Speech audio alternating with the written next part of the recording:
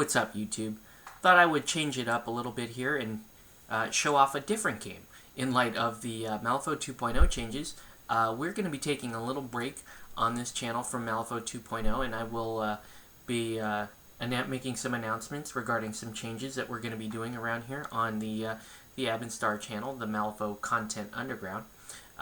So for today, I have a different treat for us, and that is my first ever game of Dystopian Legions. So I put up a video on some Dystopian Legions a couple of videos back. Some folks showed some interest in it. Obviously, I'm interested in it, and I have a couple of models here that are part of that range. It's just a very fun looking game, but we played our first game of it, and I've got a review. So please sit back, enjoy the first game of Dystopian Legions. I'm sure we got some stuff wrong, but yeah. Stay tuned for that, and I'll have a brief game review at the end of that. Okay, so we're here trying Dystopian Legions, and we don't know what we're doing. Never played before. Kevin has played Dystopian Wars, so hopefully he'll know a little bit more about how to play this than me. So we're playing a Kingdom of Brittania starter set. And a Empire of the Blazing Sun starting set, and set up on the Malifaux board that Tony loves so much, but we know that's the wrong size, but we're going to try it anyway.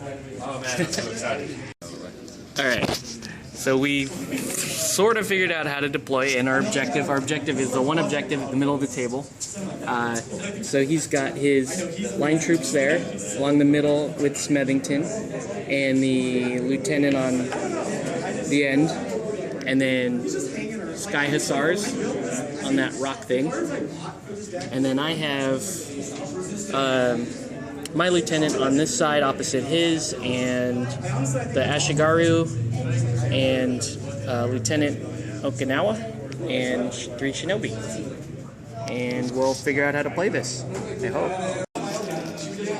Okay, so end of turn 1, we walked up. The British walked up and fired at me, but didn't inflict casualties because they were at range. And then the Ashigaru fired back at the line infantry, and they did 3 casualties. And then the Rocketeer guys came up and they inflicted 1 casualty on the Ashigaru. And then the ninjas threw shurikens at them, killing 1 of them. And then the 2 lieutenants did nothing. So, alright, so that's it for turn 1. We don't know how to do melee. All I know is I killed 2 of the, what are they called, Sky Hussars? I charged them, killed 2 of them. Apparently the last guy doesn't take a morale test. He just thinks it's totally cool to walk up to the other 2 ninjas. Oh, and also, as I was charging in, he did reaction fire and killed 1 of them outright as they came in. But I don't know if this is right. So once the melee was resolved, both of us have the chance to move our models up. I believe he gets to move up first, but we have really no way of knowing for sure. So please help us, Spartan Games, or whoever. Yeah, so anyway, we'll go on with the rest of the turn here. Okay, so this turn looks like both units moved up. Kevin is still having a bad time with the dice, which I'm pretty sure I rigged. The Shinobi wiped out the Sky Hussars, and then there's a couple casualties taken by the line, and things are just moving directly up towards each other. And we hope we know what we're doing. I don't know. We'll find out. Oh, okay. Challenge! So we roll melee dice. Okay. And at the same time, calculate number of successes. The officer who scored the least number of successes loses 1 point. All sections involved in the melee as the side of the officer taken. If an officer scores 3 or more times his opponent's number of successes, the opposing officer loses an additional life. Okay. If both officers roll the same, no further action is taken. Conclude the duel. A duel only lasts for a single round of melee. However, they can issue and accept challenges again on the following turn. Oh, so I can. So once this melee's done, I can just challenge you back. Is that what you're saying? Yeah, sounds like. Okay. Yes. Challenge. Okay, so we're gonna roll. So I have 2 blue melee attack dice on my lieutenant. You have, and then you charge. And we're going to compare number of successes. So I have 2 successes. Oh, and you have 2 also. So nothing happens. Yes. All right. Yeah. Okay. I have 2 health left. Okay. I can come back. So that's the end of the turn, and let's see. Kozo killed Smethington. That lieutenant suffered a wound, and then these guys just shot the hell out of the rest of the linemen. And this guy didn't get to do anything. He fell back, so he's got to try to rally next turn. So we're probably only going to play 1 more turn. 1. Whatever. We're just gonna. Yeah, it doesn't matter. We're just gonna roll the last. These 2 guys are just fighting because I don't know why. I got 3. Ah, I have 1. That's 3 times. That's 3 times. So I take that's 2. 2? So he dies. Oh my gosh. So then these guys check, right? Yeah. Oh shit. So it goes like this. Oh my gosh. And they need 2 successes. Is that right? Yeah. Can I play a command test? Oh no, I can't. I have to wait till the start of their activation. Shit. Nope. I just roll it. Oh, they passed. Oh, they don't Shit. like that guy. All right. So then He's making them force Lieutenant's dead. Kozo is still alive, but there's nothing really he can do. He's just going to hang out there. Then I've got the Ashigaru who are just going to shoot at that poor lieutenant. So, Oh dear. I'll just roll 4. How many times do we have to kill the guy? You only need 4 successes to finish Okay. him off. That's very a dead. lot. Okay. Yeah. Good game. Good game. I think that's the end. Wow. So we're going to pack it up. Any thoughts on Dystopian Legions? I think it will be better once we know how to play it. Yes, I agree. Very fun. All right, well, I hope you enjoyed that brief battle report. Not a lot of footage shot there. Just kind of did a turn recap, and you didn't get to see much of the actual gameplay and how things are laid out, so I apologize for that. We actually spent a great deal of time thumbing through the rulebook and trying to get things right, trying to learn the game. It was a blast. I really wanted to thank Kevin for coming out and enjoying my first game of Dystopian Wars. And yeah, bottom line is I enjoyed it. So please bear that in mind as I go ahead and review the game. Now, first up, I'm going to talk about the miniatures and the value of the startup in the game. First up, I love the miniatures. The miniatures are what brought me to this game. I love the theme. I'm just such a big steampunk fan, and anytime you can do steampunk and Asians and ninjas and rocketeers and ironclad robots and tanks, I am totally down. Dystopian Legions has a cool background, and the miniatures reflect that. And they do a good job on the miniatures. You've seen the miniatures reviewed on some other channels, and you might have seen some of the painted stuff that's out there, and that stuff is gorgeous. Dystopian Legions miniatures are fantastic. I I do agree with some of the criticisms that, you know, the guys are a bit on the narrow side compared to some of the other games out there, but I like that. I come from a Malifaux background. I really do enjoy the kind of detail and, you know, maybe a little bit more proportionate than tiny pinhead guy in giant robotic suit. That only takes you so far with most of these games. So for the miniatures, I give this game an A+. Love the miniatures. Am totally happy with, even if I hate the rest of the game, happy with my purchases.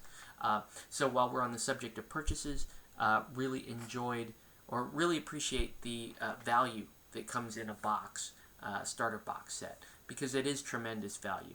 13 to 15 miniatures for around $70, and includes the quick play rulebook, which is some 80 some pages. So that's the quick play. I'm sorry, 77 pages.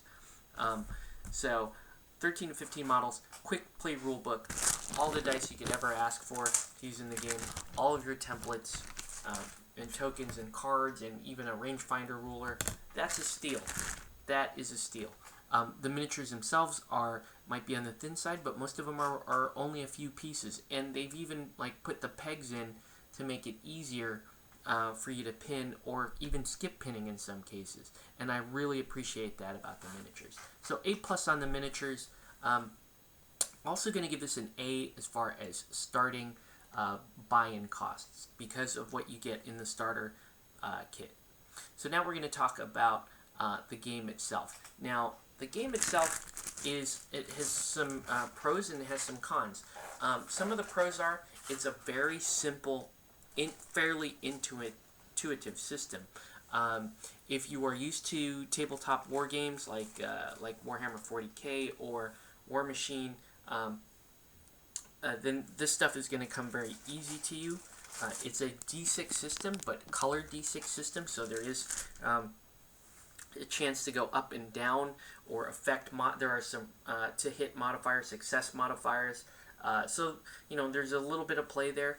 In terms of complexity, I would rate it somewhere above Warhammer 40k, but maybe below War Machine. So this isn't the most competitive game out there. A lot of people have described this as sort of a beer and pretzels game, and for the most part, I agree with that. I mean, there are some cool things that you can do in the game. Some of the features that I really like are I love the command points mechanic, because it forces you to prioritize what happens during the turn. I love the card mechanic with regards to special commands, special actions that your force can take during the game, and when they can take them. This is a very easy system to grasp, and I like that extra layer of strategy and tactics involved there. Most of the combats are very straightforward. The melee feels a little bit more like a 40k style melee, with one side attacking, another side attacking. Sometimes they're simultaneous. The shooting is also very straightforward, fairly intuitive. The cover rules, the majority fire rules, using the range ruler to determine what band you're in. It's a very simple mechanic. Obviously, you could have done with just using a ruler, but for whatever reason, this is kind of cool as well. One criticism I've heard of the game is that some people don't like the activation cards. So, to give you an idea what an activation card is, what you do is for every unit and or leader you have in the field, you write their name on an activation card. And when you go to deploy for the game, and when you before you activate units each turn, what you're going to do is you're going to arrange these cards in the order in which you wish to activate your models. Now, it is kind of a con in the sense that it takes away some tactical options from you, but you know, I really didn't have a problem with it in game. It really didn't hinder me, and that might be the scale of the game that we played. I can see this really becoming a factor as you scale up in size. The rulebook is pretty good. There are probably some wording issues and some location issues that can be tweaked. Not the cleanest set of rules I've worked with, but it's far from the worst set of rules that I worked with. So I'm going to give the rulebook a solid B there. The mechanics themselves, they are, if you're expecting to play a sort of light strategic game, a little more towards the beer and pretzel, but not so much as, say, 40K, where you just stack a bunch of stuff together, you're going to have fun with this game. Scalability is a huge bonus in this game. Now, we played with starter kits, which are lined up to be exactly 100 points, and that's perfect. So you buy starter kit without even thinking, without even having to put a list together. You have 100 points. I bought 2 starter kits, so I have 2 crews that are, 2 forces, not playing Malifaux, 2 forces that line up well against each other, and we were able to play without really having to think about anything other than I put all my models down, and that's how we play. The scalability of this game is wonderful, and we noticed that with such a small game, you can see mechanics that seem kind of redundant at the size we were playing at, but we can see some value as you go up in scale. Another thing that I really love about this game, alternating activation. So yes, it is a war game in the style of, say, a 40K or a War Machine, but it's not your turn, my turn. It's alternating activations, and you use these cards to give yourself another layer of strategy. You use command points to give yourself a layer of resource management, and you use command checks as a layer of randomness in that. So, there's a little bit more depth to 40K, to this game versus 40K, a little bit less than, say, War Machine. The other thing I like about being able to scale this up is this game is already set up for multiplayer, which is nice. So you can get a bunch of people together. If everybody just buys a starter box, you have 4 100-point forces, and you guys can play 4-player. That's great. The game is also very light on terrain. If you guys look at the board, I kind of don't like that. I love having lots of terrain. The war games are traditionally lighter on terrain than I like, so I'm not particularly happy with that. I also don't like a D6 system. Never been a fan of D6 systems, but the colors help a little bit, and the modifiers help a little bit. So we're okay there. Overall, I would say it's a fun game for what you expect. This may be a game that you could play with, say, a younger wargamer. This might be a game suitable for somebody that you could play with a 9 to 12-year-old, as opposed to Malifaux, which is, in my opinion, too adult for kids of those ages. So there's some benefit here. It's a fun game. If you play it small, you've got a quick game to enjoy. If you play it larger, then you can actually enjoy a full-scale war game. So this game has a lot of things going for it. I hope that more factions do come out. The models are so good, you guys. I love them so much. I want to continue to play this game.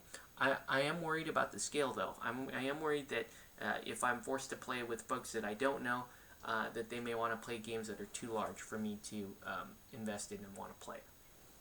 That said, recommend this game for the average miniature wargamer. Recommend it for the new miniature wargamer out there, and just have fun with it. Not as complex as Malifaux, not as flat and boring as 40K. Bottom line, I give this game a B+, and I'm going to recommend it to just about everybody. So that's it for the review. Thank you for watching, and we'll catch you on the next video.